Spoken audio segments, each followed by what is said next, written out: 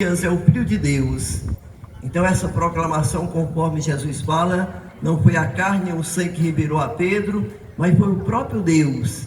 Então essa primeira parte da leitura quer lembrar que a fé é um dom de Deus, é graça de Deus, é a graça do Espírito Santo que vai animando a nossa fé, que vai fazendo com que a gente seja peregrino da esperança, que a gente faça uma caminhada como povo de Deus.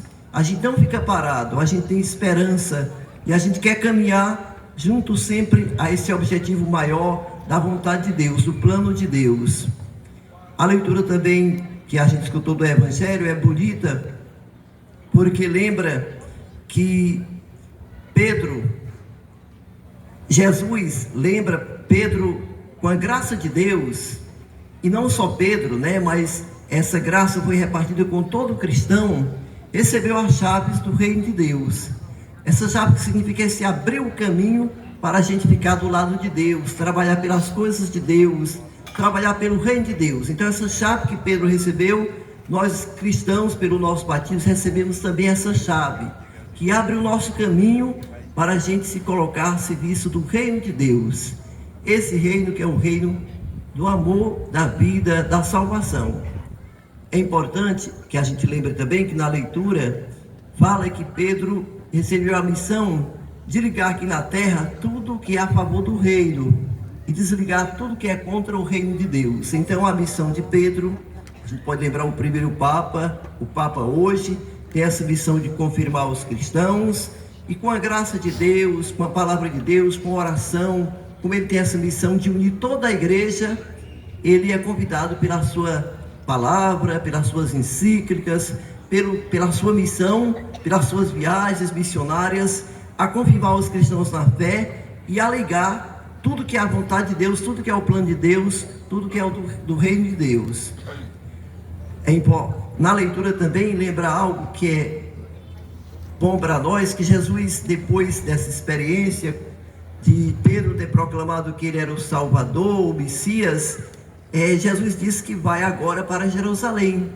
Ele vai sofrer a morte na cruz, ele vai passar por uma experiência de grande sofrimento, mas ele depois vai ressuscitar. Só que Pedro, nesse momento, não compreende a missão de Jesus.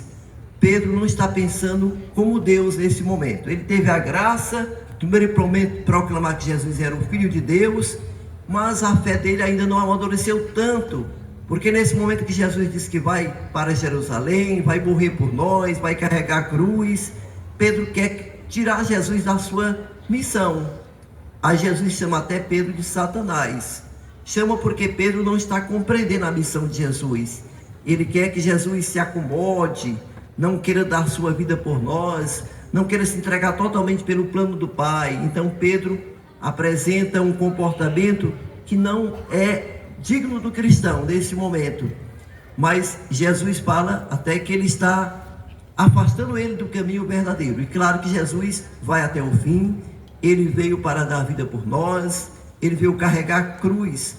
Então esse acontecimento lembra para nós que a nossa fé é um dom de Deus, mas é uma fé ligada ao compromisso com Deus. A nossa fé não é uma fé que deixa nós parados. A nossa fé é a nossa fé de povo eleito, de povo peregrino, de povo vocacionado. Um povo que deve caminhar sempre, caminhar com a oração, caminhar com a palavra de Deus, caminhar com a união, caminhar com o serviço, caminhar com a doação, caminhar com a reconciliação e caminhar buscando sempre o plano de Deus, que é o plano de nós sermos um povo irmão, um povo fraterno, um povo que recebe a salvação de Deus. Então hoje a gente se une a Nossa Senhora, porque ela foi a primeira cristã, como a gente tem um canto até fala assim, que ela é a primeira cristã, não sei cantar esse canto, mas também ela foi a primeira vocacionada, porque ela se colocou totalmente a serviço do plano de Deus, se colocou a serviço do seu filho, o acompanhou na cruz, esperou a ressurreição. Então Nossa Senhora foi a primeira cristã, a primeira vocacionada, que dá um grande exemplo para nós, de nós sermos fiéis ao caminho do seu Filho Jesus. O que Pedro proclamou, a profissão de fé, nós devemos continuar proclamando que Jesus é o Filho de Deus, que é o nosso Salvador.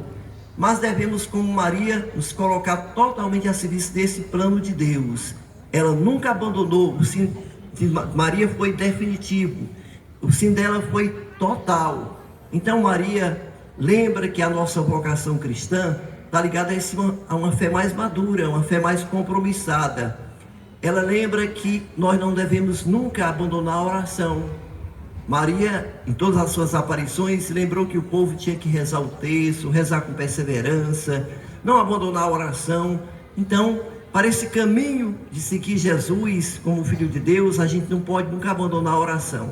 A oração perseverante é algo fundamental para a gente ter amizade com Nossa Senhora e amizade com Jesus, o seu Filho. Mas também Maria lembra que é tão importante que a gente seja uma igreja viva. Maria sempre amou ao seu povo, esteve no início da nossa igreja.